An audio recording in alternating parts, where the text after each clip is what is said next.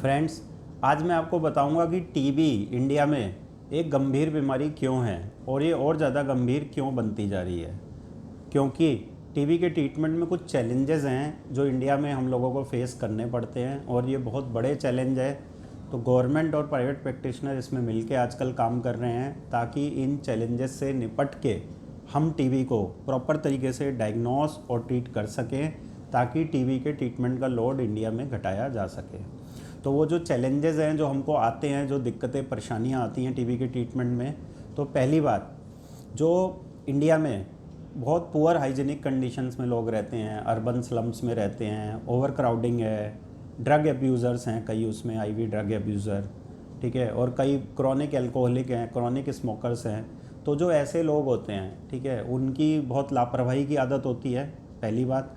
दूसरी बात, जो उसमें टीबी होती है बहुत ख़तरनाक होती है, इजीली ठीक नहीं होती, इजीली डायग्नोस नहीं होती, एमडीआर टीबी के चांसेस ज़्यादा होते हैं, मोर्टेलिटी रेट ज़्यादा होता है क्योंकि एक्सटेंसिव टीबी होती है, और यही लोग जो होते हैं वो दूसरे लोगों में टीबी फैलाते भी हैं, ठीक है।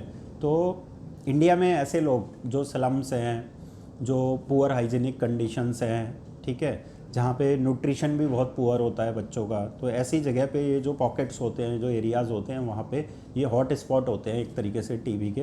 तो ऐसे एरियाज़ काफ़ी ज़्यादा हैं जिसकी वजह से हमें टीबी को कंट्रोल करने में दिक्कत आती है। दूसरा कारण है कि एमडीआर टीबी के पेशेंट ज़्यादा हैं क्योंकि रेफेम्पिसिन और आइसोनियाज़िड का रेसिस्टेंस हो जाता है, यहाँ पे जल्दी हो जाता है क्योंकि पेशेंट बीच में दवाई खाना छोड़ देते हैं और डॉक्टर के पास नहीं जाते, प्रॉपर विजिट नहीं कराते डॉक्टर की, या गवर्नमेंट से फ्री दवाइयाँ चल रही हैं तो भी टाइम टू टाइम डॉक्टर से जाके नहीं मिलते हैं।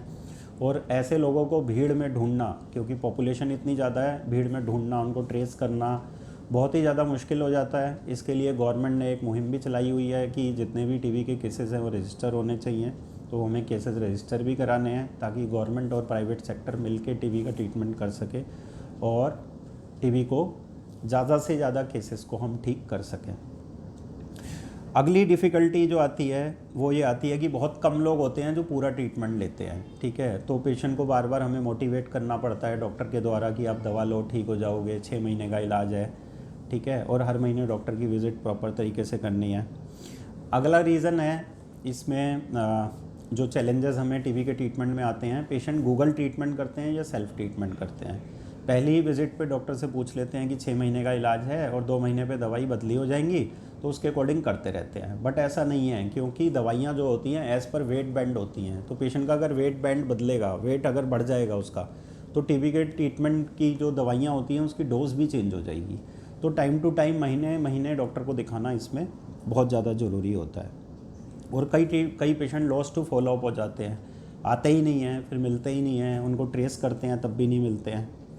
और बहुत सारे लोग टीबी का ट्रीटमेंट बंद कर देते हैं 2 महीने बाद, क्योंकि 2 महीने में क्या होता है कि 90% टीबी लगभग ठीक हो जाती है इंटेंसिव फेज़ में।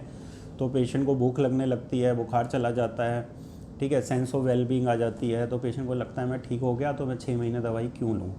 चूँकि 6 महीने दवाई लेना ज़रूरी होता है क्योंकि जो डोरमेंट बैक्टीरिया होते हैं, जो डोरमेंट बेसिलाई होते हैं, उनको मारने के लिए फिर हमें बाद वाला जो कंटिन्यूएशन फेज़ होता है, वो बाद वाला 2 से 6 महीने तक का जो फेज़ होता है, 4 महीने का, वो दवाई देते हैं क्योंकि बची हुई जो 10% टीबी होती है वो डोरमेंट बेसिलाई के फॉर्म में रहती है।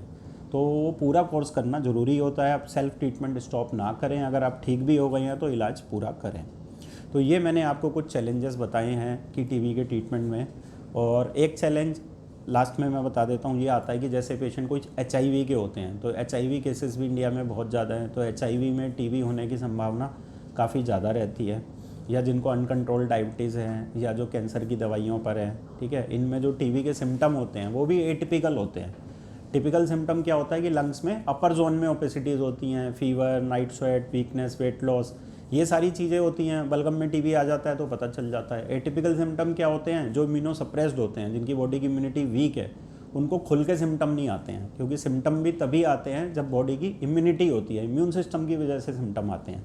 तो लोअर लोब में टीबी होती है, सिम्टम्स ठीक से नहीं आते हैं, डायग्नोसिस में देरी होती है। तो एटिपिकल टीबी के सिम्टम्स अगर हैं तो टीबी पहचानना और भी मुश्किल हो जाता है। तो फ्रेंड्स, मैंने आपको बताया कि इंडिया में क्या क्या दिक्कतें आती हैं टीबी के ट्रीटमेंट में और क्या क्या चैलेंजेस हैं, ठीक है, तो मैं आशा करता हूँ ये वीडियो आपको पसंद आई होगी। आप इस वीडियो को लाइक कीजिए, शेयर कीजिए और हमारे चैनल को सब्सक्राइब करके बेल आइकन प्रेस कीजिए। Thank you.